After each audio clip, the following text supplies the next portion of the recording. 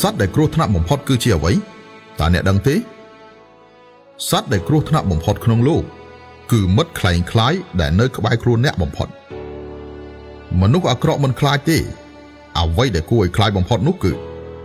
មនុស្សដែលមានគម្រោងការជ្រៅនិងសម្ដែងធ្វើជាមនុស្សល្អភាពស្មោះត្រង់មិនពិតប្រាកដគឺគួរឲ្យខ្លាចជាងអារក្សទៅទៀតចែករំលែកឲ្យអ្នកនៅ6ចំណុចខាងក្រោមនេះដើម្បីឲ្យអ្នកស្គាល់ច្បាស់ថាជាមិត្តចំណេញឬមិត្តខាត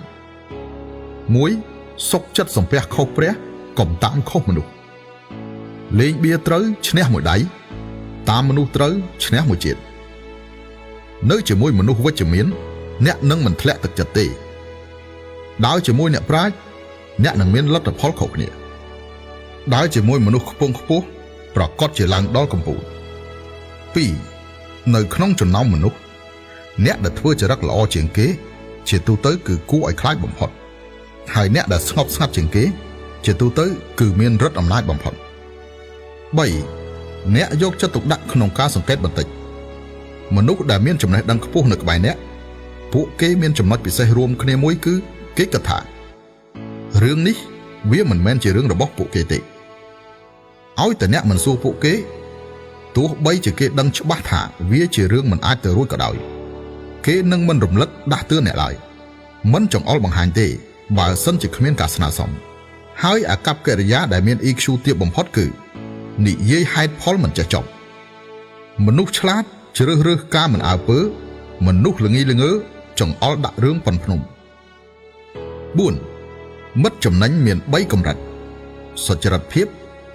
ស្មោះត្រង់មានចំណេះដឹងបើកចំហចិត្តគំនិតយកការងារដាក់លើតុធ្វើដោយស្មោះត្រង់និយាយស្ដីគោរពពាក្យសន្យាចេះជួយគិតគូរចំពោះមិត្តភក្តិ 5. មិត្តខាតមាន3អាក្រក់ធ្វើស៊ីប្រសពនិយាយអាត្មានិយម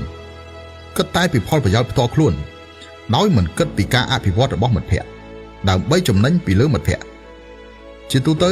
គេគឺប្រសពនិយាយណាស់គិតរកវិធីសាស្ត្រដើម្បីយកផលចំណេញពីដៃគូមកខាងទៀតដូច្នេះត្រូវជ្រើសរើសរាប់អានមនុស្សល្អស្លូតត្រង់ជ្រើសរើសរាប់អានសុភាពបុរស 6. ចងចាំកុំនិយាយនៅ6ចំណុចនេះជីវិតអ្នកនឹងកាត់បន្ថយនៅបញ្ហាជាច្រើននៅពីមុខកុំនិយាយឌឺដងនៅក្រោយខ្នងកុំនិយាយអាក្រក់ប្រស្រ័យតាក់ទងកុំនិយាយត្រង់ឆ្លោះគ្នាកុំនិយាយពាក្យឃុខើជួបមនុស្សកុំនិយាយត្អូញត្អែមានលុយកុំនិយាយពាក្យខាតបង់ចងចាំថាសត្រូវខ្លាយជាមិត្តប្រហែលជាអាចនឹងពឹងពាក់បានជាងមិត្តភក្តិតែបើមិត្តខ្លាយជាសត្រូវវិញនោះប្រាកដជាគួរឲ្យខ្លាចជាងសត្រូវទៅទៀតដូច្នេះហើយពេលបង្កើតមិត្តភក្តិត្រូវប្រយ័ត្នប្រយែងតាមដែលអាចធ្វើទៅបាននៅពេលដែលកណ្ដុរហ៊ានចំអកឲ្យឆ្មានៅជុំវិញខ្លួនវាត្រូវតែមានរន្ធមួយនៅពេលដែលមនុស្សម្នាក់សុកស្រាប់តែមិនរវល់នឹងអ្នកនៅជុំវិញខ្លួនគេត្រូវតែមានឆ្កែមួយតាមដានខ្ញុំអ៊ុំសារាវុធចែករំលែកគន្លឹះចំណេញសម្រាប់ជីវិត